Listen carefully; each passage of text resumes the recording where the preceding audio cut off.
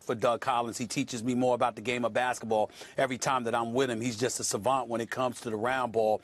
And Chris Collins, I've always been a fan of his from his days of playing at Duke to, just a kind guy, very fiery, very competitive. And I knew that was the kind of stuff that he was going to instill on his teams. Gonzaga is clearly the superior team. They're 33-1 for a reason. They're big. They defend. They rebound.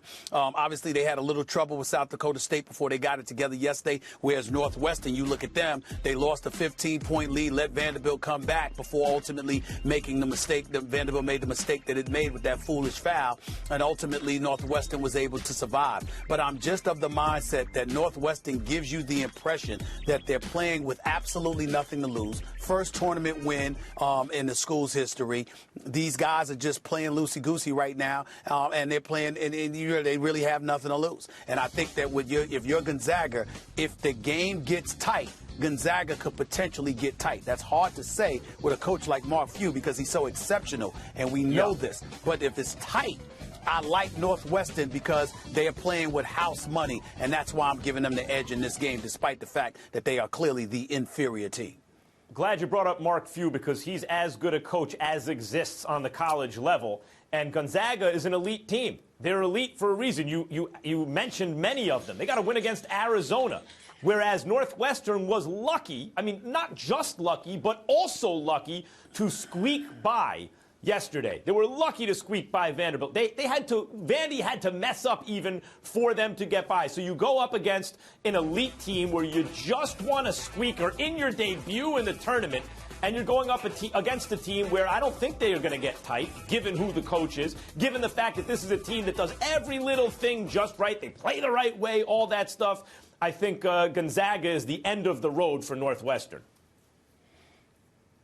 Well, I don't just listen. I understand where you're coming from. I don't blame anybody for picking Gonzaga, but especially let me confess this about my NCAA brackets. I don't just pick top 2 seeds and all of that other stuff. I'm looking for the upset because everybody can pick the top seeds and make an assumption. It's called March Madness for a reason because on any given day, anything could happen. We saw a 15 get knocked off. I mean, a 15 knock off a 2 seed. We've seen 14s knock off 3 seeds, and the list goes on and on and on. And so the way I'm looking at it, you got Northwestern. They're a number 8 seed. Do they have the potential with McIntosh, with Law, with Lindsey? Do they have the potential to knock off Gonzaga if they can catch Gonzaga sleeping? Sure. Now, South Dakota State gave them a little run. So as a result, a lot of people believe that may be a wake-up call for the Zags. And as a result, they'll be even more ready this weekend. But again, I don't think we should sleep on the competitive fervor that exists with Northwestern and how they could potentially learn from their mistakes. This is Chris Collins' team we're talking about here. I believe in the kid as a coach. And by the way, Northwestern needs to enjoy him while they can because he's a golden boy on the circuit right now, considering what transpired with Northwestern this year and the job that he's been able to do. It wasn't like they had a roller coaster. They've improved every year he's been there. And as a result, he's a hot coach on the market right now. I think he's got a very, very bright future. I don't think he's long for Northwestern. No question. Max, listen, I hope... Yep. I was just going to ask you. I hope you're right, because so far there haven't really been upsets. Even Middle Tennessee State, who I picked, who you picked, who many picked, it was a 5-12, but they were actually favored by Vegas by 1.5 by the time of tip-off. So we haven't seen a lot of that sort of thing. I hope you're right. Max, the Zags are a double-digit favorite. You think that's fair?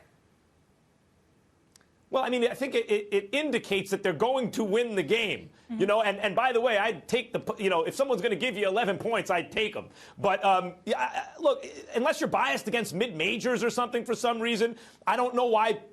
I don't understand why Gonzaga would be underestimated, in other words. They're elite. They've proven they're elite. As Stephen A. said, they're big. They can play defense. They play the right way. They have a great coach. They have a great record. They have great wins. Yes, they should be the substantial favorite here. Northwestern's going to need to find a way to make sure that Karnowski isn't dominant. The dude is a big boy. He's 7'1". You're going to have to make sure that he isn't the dominant presence because they're clearly going to be undersized. If the big boys for the Zags don't control the boards and control things defensively, I think this could be very interesting, and at the very least, it will come down to the wire. And if that happens, I'm going to give the edge to the team devoid of pressure in this matchup, and that would be Northwestern. The Zags should win this game, but damn it, it's the NCAA tournament with the brackets. I got to pick upset someplace. I'm picking Northwestern. Yep, anything can happen. As long as Northwestern also in their debut to the dance and their first win isn't satisfied with that. Yeah, I mean, it'd be huge. First time ever in the tournament, getting to the Sweet 16. That would certainly be major. You know who else is trying to make some noise in the tournament?